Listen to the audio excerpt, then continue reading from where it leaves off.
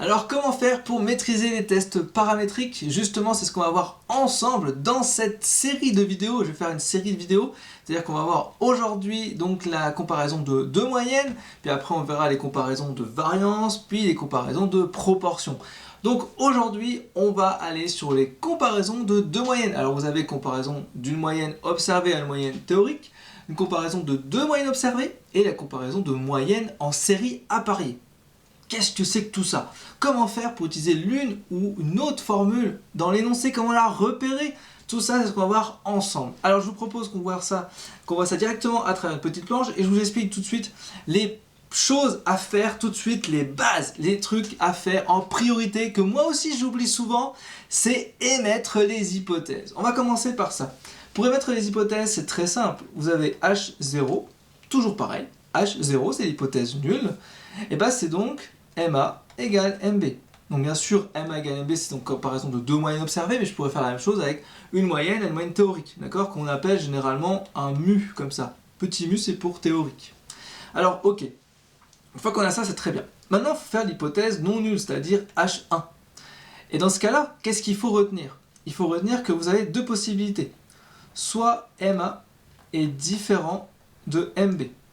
Dans ce cas-là, on fera un test bilatéral. Si maintenant vous avez soit MA supérieur à MB, soit MA inférieur à MB, on fera un test unilatéral. Alors je vais vous expliquer ça, vous inquiétez pas. Alors concrètement, comment savoir si on fait un test bilatéral ou unilatéral? Eh bien, il va falloir regarder au niveau de la question. Si dans la question, c'est tout simplement comparer deux moyennes, est-ce qu'elles sont significativement différentes? Vous avez vu le mot-clé? Différent. Dans ce cas-là, on fait un test bilatéral. Différent. Vous devez avoir le mot différent dans l'énoncé de la question. Si maintenant on vous dit, est-ce que la moyenne A est supérieure à la moyenne B ou inférieure? Dans ce cas-là, vous faites un test unilatéral. Alors, vous allez me dire à quoi ça sert. Ça, on verra à la fin de la vidéo à quoi ça sert, puisque il faut lire la table ensuite. Alors concrètement, vous avez soit le mot supérieur, soit inférieur. Dans ce cas-là, vous savez que c'est un test unilatéral. Ok, très bien. Alors maintenant, on va essayer d'aller dans le détail de chacune de ces formules. Alors, comparaison d'une moyenne observée à une moyenne théorique. Concrètement, comment faire pour repérer ça dans un énoncé? C'est extrêmement simple. Il ne faut pas vous embêter à chercher midi à 14h dans des énoncés compliqués. Prenez que ce que vous avez besoin, c'est tout. Ok? Alors concrètement, vous avez forcément une série, d'accord? Une série, un échantillon, une série quand vous voulez. Et puis, on vous donne dans l'énoncé une moyenne de référence. C'est obligé. Vous avez le mot référence ou le mot population dans l'énoncé. C'est obligé, d'accord? Dans ce cas-là, vous avez une série plus une référence. Vous savez, dans ce cas-là, que vous êtes dans une comparaison d'une moyenne observée à une moyenne théorique. Et il faut bien avoir le terme moyenne dans la question. Ça, c'est hyper important. Alors maintenant, vous allez regarder l'effectif. Si dans votre série ou dans votre échantillon, il y a justement un n supérieur à 30, on utilisera la loi de Gauss. Dans ce cas-là, on utilisera la formule là, z égale m moins mu sur racine de s carré sur n. Et puis, vous prendrez le risque alpha ou 2 alpha, c'est-à-dire entre bilatéral et unilatéral. Je vous expliquerai ça juste après. Par contre, si vous avez n qui est inférieur à 30, dans ce cas-là, on utilisera la loi de Student. Alors la formule est la même, c'est la même, d'accord? C'est bien m moins mu sur racine de s carré sur n. La seule différence, c'est que du coup, vous avez un DDL. Alors DDL, c'est pour degré de liberté. Et dans ce cas-là, dans la table de Student, que je vous montrerai juste après, il faudra faire n-1. Donc là, l'effectif, moins 1. Très bien. Maintenant, pour repérer une comparaison de deux moyennes observées, pareil, c'est extrêmement simple. Il faut que dans l'énoncé, vous ayez deux séries. Vous avez forcément deux séries. Obligé. Et dans ces deux séries, on va faire quelque chose, une méthode. Okay, on va les comparer par rapport à une méthode. Si vous avez deux séries, une méthode, dans ce cas-là, c'est une comparaison de deux moyennes observées. Et donc là, il va falloir faire attention parce que si l'effectif est supérieur à 30 pour les deux, utilisez la loi de Gauss. Dans ce cas-là, ce sera z égale m1 moins nb sur racine de sa carré sur na carré plus sb carré sur nb carré. Finalement, si on regarde bien entre la première et la deuxième formule, c'est la même chose. La seule différence, c'est qu'on a rajouté les écarts types de A et de B. Voilà, c'est ça qui est important, d'accord? Donc, il y a un truc qui peut vous ramener aussi sur ces comparaisons, c'est que dans le premier, on va vous donner un seul écart type, alors que dans la deuxième formule, vous avez forcément deux écarts types. Vous devez avoir ces deux écarts types pour faire comparaison de deux moyennes observées. Voilà. Alors, bien entendu, il y a une petite subtilité, hein, c'est que si vous avez l'un des deux effectifs, c'est-à-dire qui est inférieur à 30, dans ce cas-là, on doit utiliser un test de student.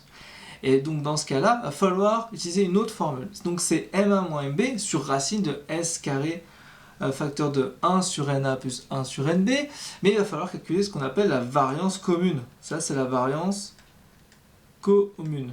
D'accord? Voilà.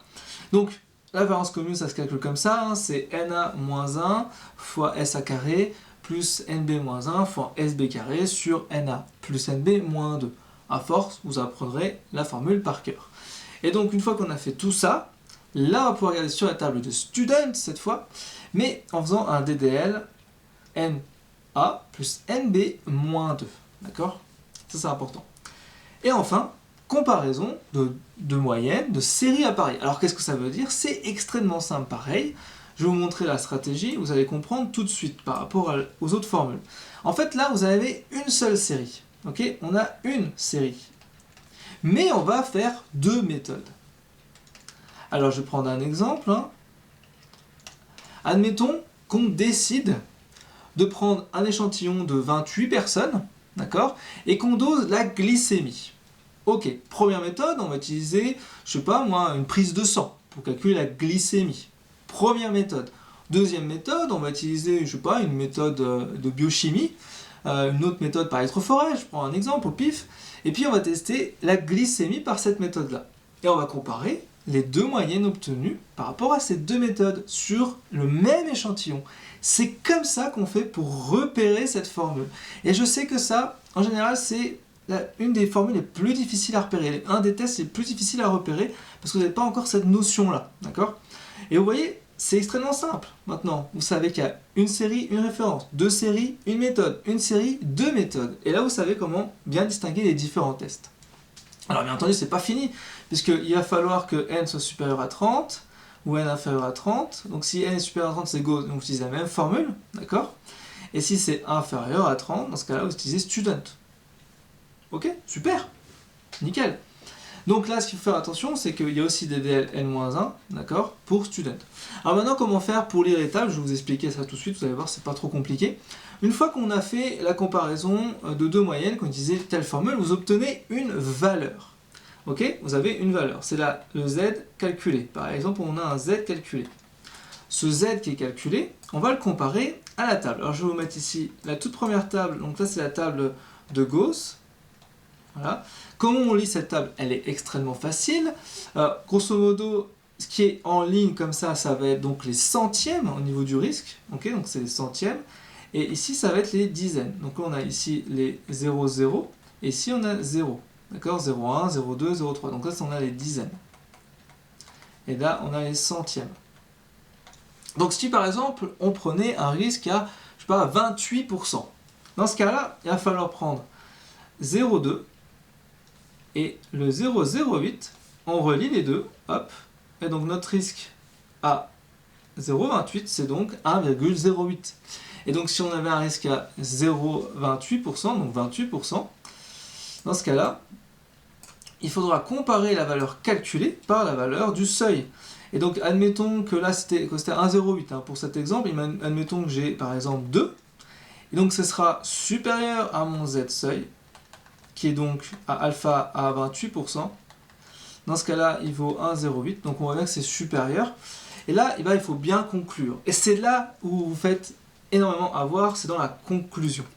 Alors qu'est-ce qui se passe dans la conclusion? C'est que si vous avez concrètement la valeur que vous avez calculée par rapport à la valeur seuil, dans ce cas-là, on a rejet de H0. D'accord? Rejet de H0.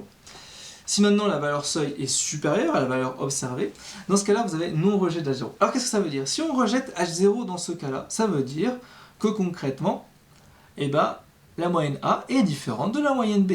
Elles sont donc significativement différentes. Donc moyenne A est différente de moyenne B. Ok, c'est très simple.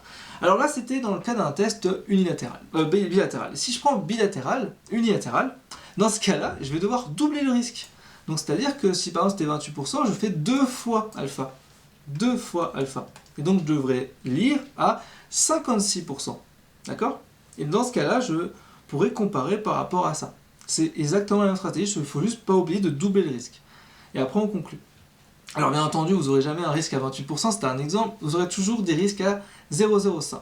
Alors il faut que vous reteniez cette valeur tout de suite.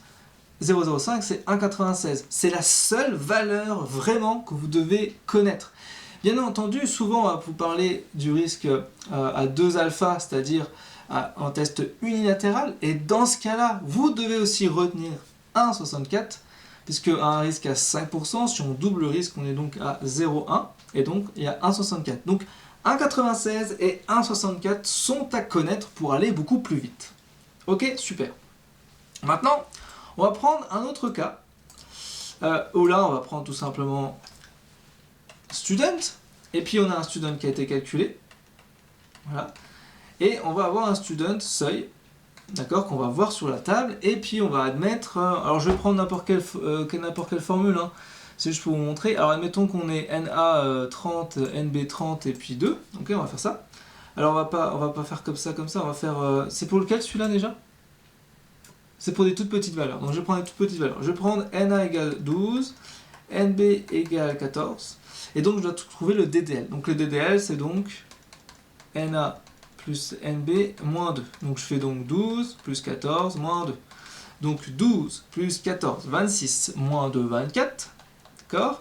Au risque 5%. C'est toujours à peu près la stratégie. Donc là c'est très simple. Vous allez lire sur la table du student. Je l'ai mise ici. Et dans cette table en fait, vous avez ici le risque, donc en ligne, et puis sur les colonnes, et puis en ligne vous avez les DDL. Et donc là les DDL j'ai dit c'était 24. Donc 24, je regarde 24, au risque 0,05, je relis les deux, hop, et là c'est donc 2,064. Et bien c'est la même stratégie.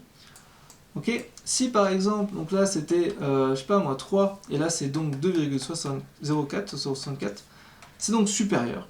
Et bien c'est la même stratégie, rejet de H0. Dans ce cas-là, et ben ça va être différent. MA différent de MB. Ok, est-ce que vous comprenez le concept? Ok, c'est vraiment pas compliqué. C'est juste que voilà, la difficulté c'est qu'il faut aller vite, il faut bien retenir les bonnes formules, et surtout il faut bien comprendre dans quel test on est. Et ça, vous avez besoin d'entraînement. Vous avez besoin d'entraînement pour ça.